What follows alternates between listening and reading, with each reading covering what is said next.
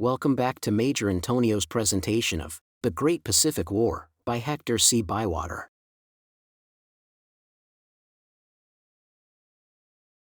Chapter 7, April, 1931. When the fall of Guam occurred, on April 4th, the war had been in progress just 1 month.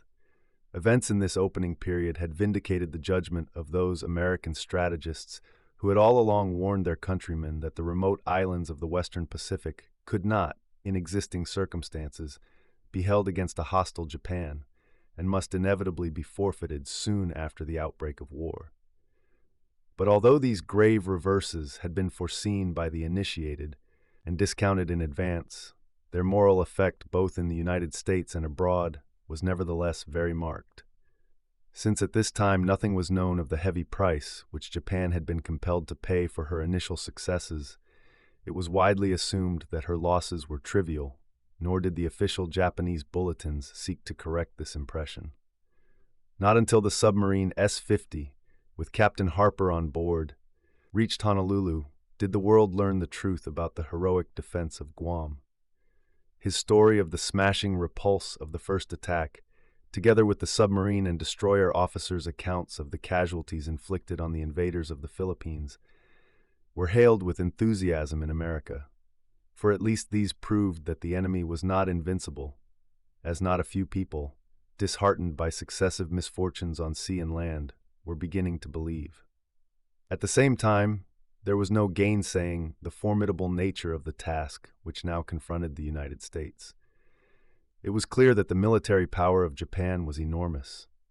Her navy and army were obviously in a high state of efficiency, and her sailors and soldiers appeared to be fighting with all their traditional prowess. Behind them, too, stood a united nation, for a truce had been called to the political feuds which only a few weeks before had threatened to plunge Japan into civil war. The call to arms had evoked an instant response from all classes. Steps had been taken by the authorities to forestall the pacifist campaign which the socialists were expected to launch, but these measures proved superfluous. With a few unimportant exceptions, the leaders of the party gave their unqualified support to the government. The cause of national unity was further promoted by the announcement of an amnesty to political prisoners.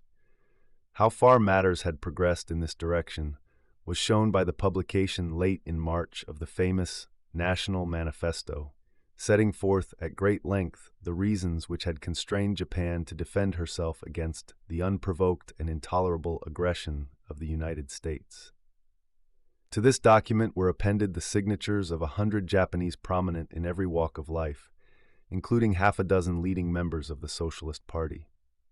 For the time being, at least, the hosts of Nippon had closed their ranks, presenting an unbroken front to the blast of war. It seemed, moreover, as if Japan held every winning card in the game of strategy now developing. Too remote herself to be attacked, she had yet been able to deliver telling blows against her opponent. In the space of a few weeks, she had achieved her primary objective by wresting the Philippine archipelago and the island of Guam from American hands, leaving her foe without a single base, either actual or potential, adjacent to the theater of operations. What would her next move be? Would she rest content with her initial gains, and strong in the knowledge of her impregnable position, calmly await the counterattack, assuming this to be possible across 4,000 miles of sea? Or would her martial ardor, fortified by motives of policy, lead her to carry the war further afield, even as far, perhaps, as Hawaii or the United States itself? The consensus of American opinion inclined towards the latter theory, for which indeed there seemed to be substantial grounds. It was hardly credible that Japanese statesmen should deceive themselves as to the eventual issue of a protracted war with so redoubtable an opponent, nor could they be under the illusion that the blows already administered were severe enough to compel the United States to sue for peace. Much more would have to be done before this desirable result was attained, and meanwhile everything pointed to the necessity for swift action. Month by month, the military power of America would increase in progressive ratio. Given sufficient time, she could build up a fleet of overwhelming size, raise an army millions strong, and above all, mobilize her matchless financial resources for an offensive that Japanese credit could never hope to resist. From the Japanese viewpoint, therefore, time was the essence of the problem. But granting the will to prosecute a bold offensive, where and in what manner could this be done? The very remoteness which made Japan herself so difficult to assail made it equally impossible for her to aim a mortal thrust at the enemy's heart. In the present war, the factor of distance dominated the whole scheme of operations, and whichever side succeeded best in converting that factor to its own advantage might count with tolerable certainty on a fortunate decision. Command of the sea was thus a condition precedent to the delivery of any blow of sufficient weight to turn the scale. But such command would have to be effective over an area the immensity of which had never been paralleled in former wars. In this case, each of the belligerents could claim an indisputable supremacy, not merely within its local waters, but over a generous sector of the contiguous ocean. With a powerful battle fleet pivoted on Hawaii, the United States was master of the situation so far as the Eastern Pacific was concerned. From this central position, aided by light naval forces working from bases in the Aleutian Islands, off the Alaskan coast, and from Tutuila, Samoa, the fleet could exercise control over all lines of approach from the westward, and so long as it remained in being, there was not the remotest possibility of an attempt by Japan to invade Hawaii, still less the United States. On the other hand, it was impossible to guarantee complete immunity from raiding attacks by enemy ships acting alone or in small flying squadrons, but the military effect of such raids could in no case be serious. Japan, on her part, had no reason to fear an immediate attack in force. She had eliminated this possibility by her prompt seizure of the only bases of which an American fleet, advancing into the Western Pacific, might have made use. Her control of these waters was at least as absolute as that enjoyed by the United States over the eastern sector. If her battle fleet was numerically small, she had an abundance of light craft with which to patrol the outer cordon of her defenses. She had, moreover, a number of advanced bases at the disposal of these craft. Within a radius of 2,000 miles from Japan proper, she now possessed such admirable points d'appui as the Philippines, the Mariana, and the Bonin Islands, while further to the east lay the Caroline and Marshall Islands, where emergency bases for submarines and other small vessels could be improvised with ease. Very early in the war, measures were taken to guard the approach from the northeast by stationing 2 light cruisers, a submarine flotilla, and a flight of aircraft at a convenient harbor in Sakhalin, Karafuto.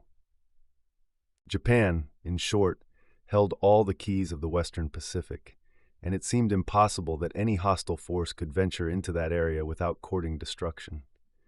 Such was the position on either side of the Pacific. Between the 2 guarded zones lay, as it were, a neutral belt of water roughly 1,000 miles in width and more than 4,000 miles in length, stretching from the Aleutian Islands in the north to Samoa in the south. Ships of large fuel capacity belonging to either belligerent were free to traverse this belt, but if they did so, they at once became exposed to attack by a superior concentration of force. Major fleet operations can only be conducted from a well-equipped base, and then only against an objective that in point of distance is well within the steaming endurance of the smallest ship accompanying the fleet. All the larger vessels of the 2 navies carried sufficient fuel for a voyage across the Pacific. There is, however, a world of difference between steaming endurance in peace and in war. A vessel engaged in a peacetime cruise can jog along at economical speed, which may be from 1/2 to 1/3 of its maximum speed, and thus make the most of its fuel supply. In war, this leisurely mode of travel becomes impossible. Ships moving at slow speed on a straight course offer an inviting mark for submarine attack. Consequently, in waters where enemy submarines are active, it is essential to maintain a fairly high rate of speed and to make frequent changes of course, a form of progress known as zigzagging.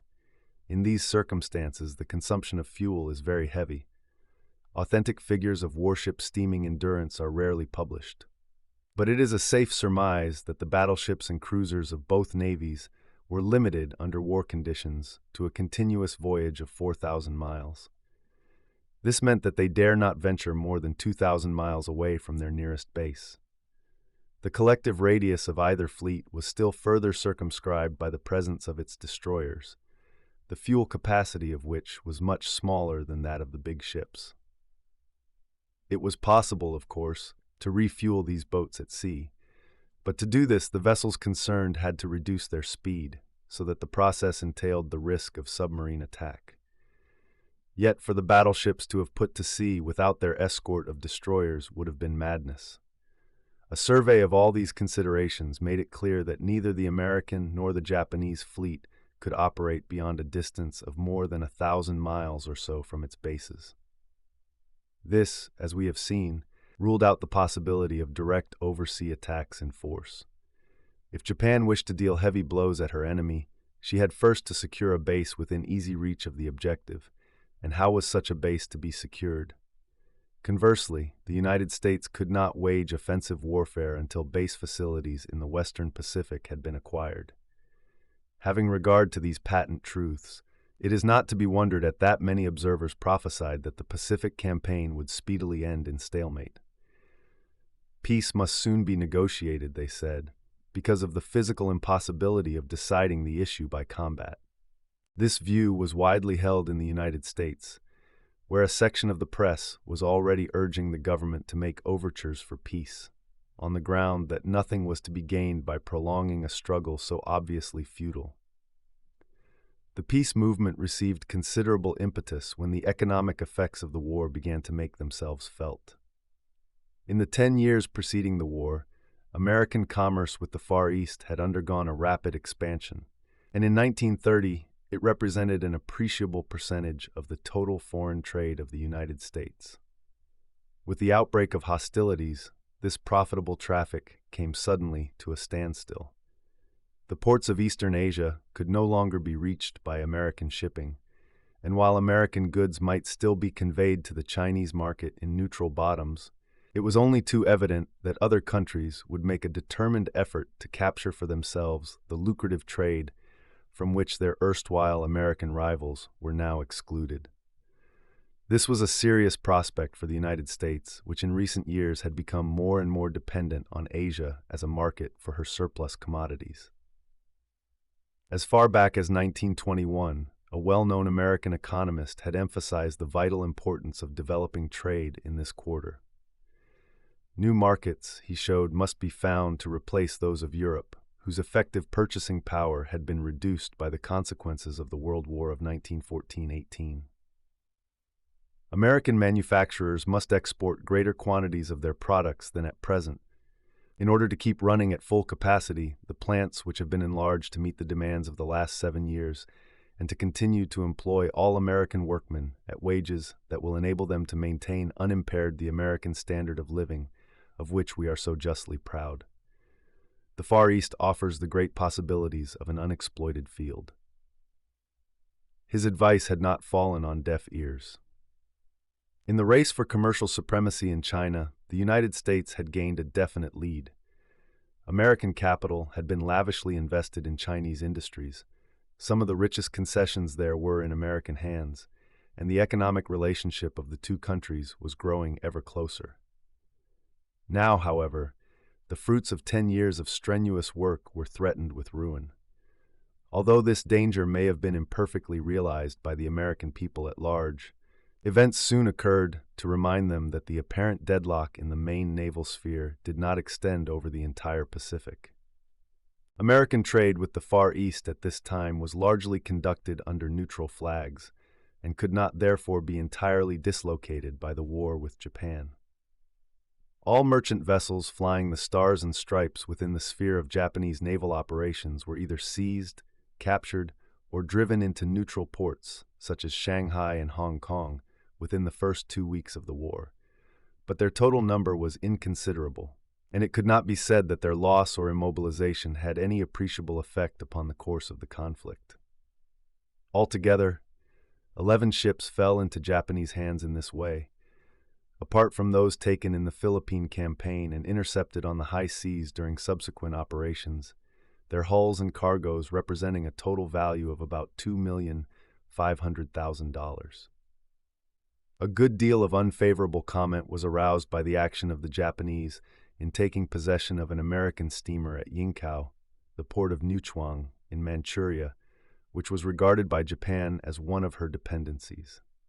An attempt was also made to appropriate an American ship at Chifu, in the Chinese province of Shantung, on the opposite side of the Gulf of Pechili. But here the local port authorities, backed up by secret orders from Peking, assumed an attitude of passive resistance, at which the Chinese are adepts. Much acrimonious correspondence passed between Tokyo and Peking, as a result of which China invoked the intervention of the League of Nations, to which both countries were subscribers. And after some weeks had passed, Japan unwillingly yielded in face of a growing volume of neutral disapproval of her arbitrary action. Incidentally, the League of Nations, which for some time had ceased to be taken very seriously by the world in general, was able to make a certain amount of capital out of its success in this dispute. China was not slow to digest the lesson thus taught, and henceforth utilized every opportunity of setting neutral interests in opposition to those of Japan. The most valuable of the interned U.S. steamers had taken refuge in the British port of Hong Kong. In order that they might not thereby be deterred from attempting escape, the Japanese Navy Department issued strict orders that no cruisers were to venture too near the port. But the American consul at Hong Kong, being a shrewd man with some knowledge of Eastern mentality, advised that the experiment be tried of sending out alone the slowest and oldest ship, instead of all American shipping in the port, making a general dash to sea. The vessel chosen was the Borneo, of 2,000 tons gross, which had been employed in the local trade between Hong Kong, the Philippines, and North Borneo ports, and was then in ballast. The consul pointed out, with reason, that if she should succeed in getting through the South China Sea and out of the war zone without being intercepted, the remaining larger and faster steamers ought to stand an even better chance of eluding capture. As was invariably found to be the case, the Japanese intelligence service, so far as Eastern affairs were concerned, proved deficient. Prompt information of the Borneo's movements must have been furnished, for she had not long quitted territorial waters when a Japanese submarine appeared, and ordered her by semaphore to heave to, enforcing the command by a shot across the steamer's bows when she pretended not to understand. Her radio apparatus, if any were fitted, does not seem to have been in working order. But the sound of gunfire brought a British destroyer on the scene. Her report of the Borneo's capture caused the masters of the other American ships at Hong Kong to congratulate themselves on having taken the advice of the consul in awaiting the success of their consort's venture before quitting harbor themselves.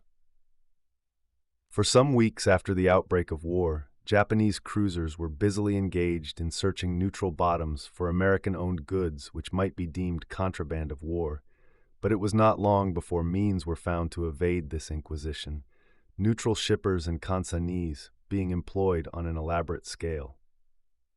Despite innocent-looking bills of lading and manifests, these methods were sometimes revealed through espionage. The Japanese, however, very soon found it expedient to refrain from detaining goods in cases where the clearest proof of enemy ownership was not to be had, since it became abundantly clear as the war proceeded that they could not afford to take the risk of offending powerful neutrals. As we saw in a previous chapter, Japan had not scrupled to make the affair of the Nikko Maru an excuse for employing her submarines as commerce destroyers. Proof of their activities was soon forthcoming. In spite of orders having been sent out to all U.S. merchantmen when war became imminent, warning them to give the danger zone a wide berth, several suffered in the early days from the attentions of Japanese surface and submarine raiders. But if the Japanese had borrowed a leaf from the German war book, by utilizing submarines to harry enemy shipping, they did their work with a scrupulous regard for the law of nations that stood in refreshing contrast to the brutal methods of the German U-boat commanders. What happened at the capture of the freight steamer Orient on April 28th may be recorded as a typical instance of Japanese procedure.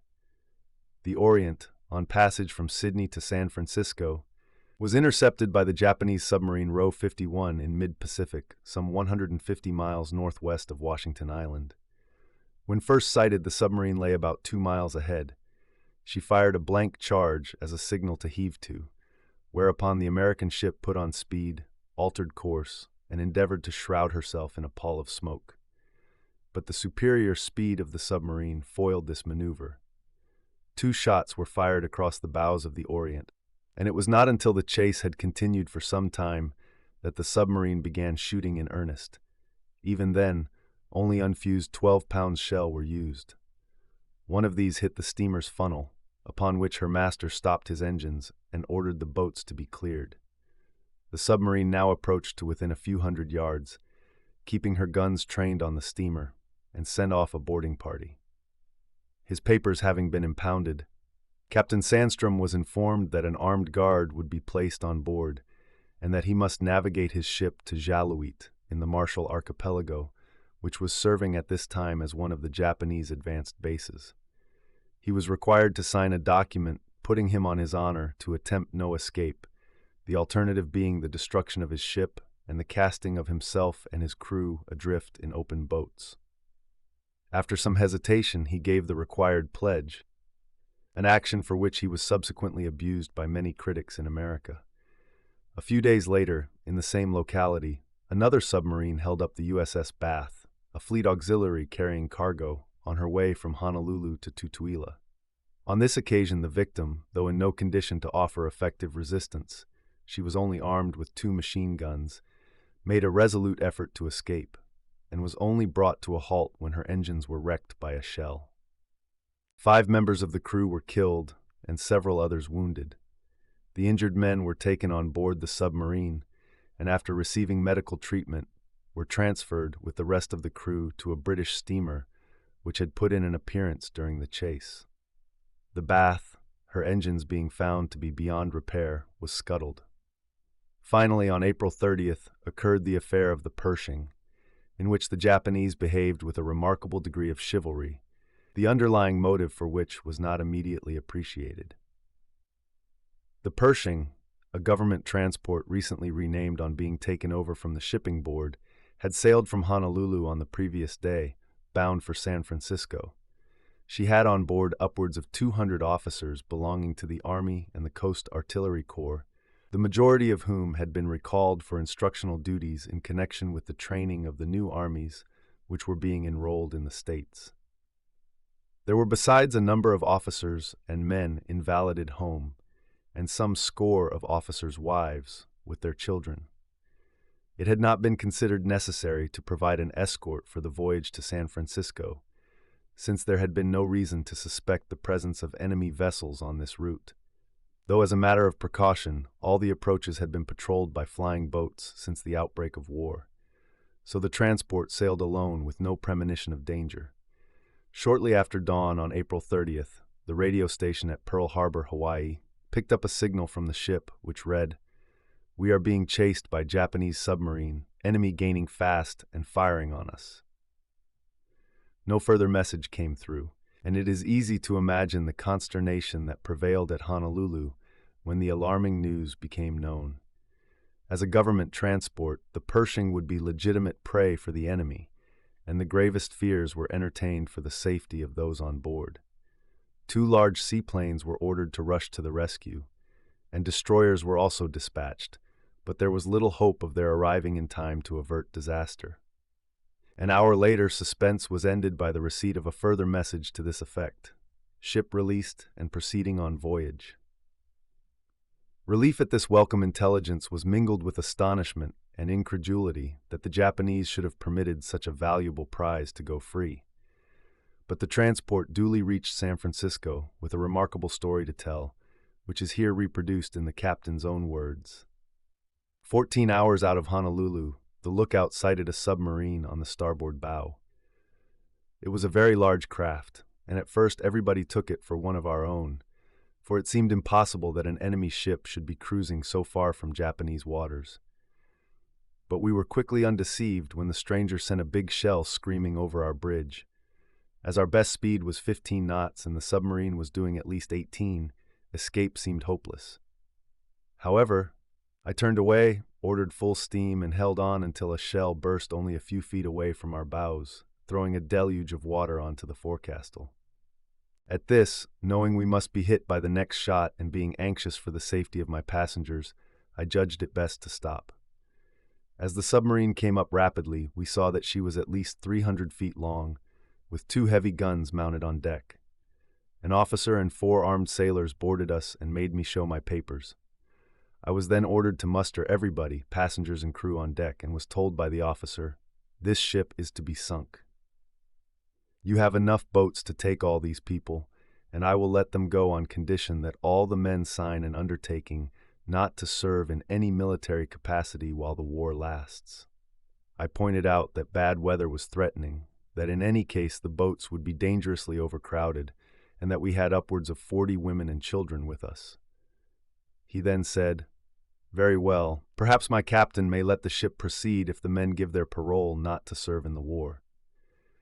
I communicated this to Colonel Warner, who said he would under no consideration give his parole, and he forbade the others to do so.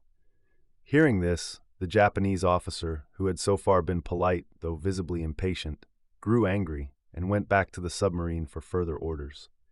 Returning in a few minutes, he said, "The colonel and 5 officers of highest rank will be taken prisoners of war, but we have decided to let your ship go." Knowing resistance to be out of the question, Colonel Warner, with Majors Henderson, Hoffman, and Green, and Captains Longman and Seibold, stepped forward and said they were willing to go. They were given time to take a small amount of personal baggage, and were then rowed across to the enemy vessel in one of our boats. When last seen, they were standing on the deck of the submarine, waving farewell to us. Meanwhile, the boarding party, having stripped our radio gear and confiscated all cameras on board, left the ship, and we continued our voyage. It transpired later that the second message received at Honolulu, announcing the release of the transport, had been dispatched by the commander of the Japanese submarine, another act of courtesy rare in the annals of war, and one which was highly appreciated by those whose anxiety it relieved. The submarine, with her captives on board, returned to Japan a month later. With regard to this incident, it has been suggested, probably with justice, that the humane methods practiced by the Japanese in their war on commerce were calculated to yield better results in the long run than a policy of ruthlessness.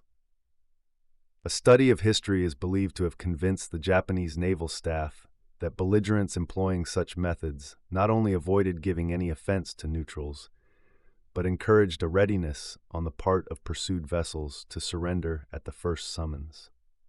That it would have been folly for Japan to have conducted her operations on any other lines is a proposition the truth of which is self-evident from an examination of the consequences attending the sink-at-sight methods favored by the Germans in the World War of 1914-18. But no amount of courtesy on the part of the Japanese could assuage American anger at the damage which they were inflicting upon shipping and overseas trade. Though the tale of losses was, comparatively speaking, insignificant, the American papers loudly demanded to know what the Navy was doing.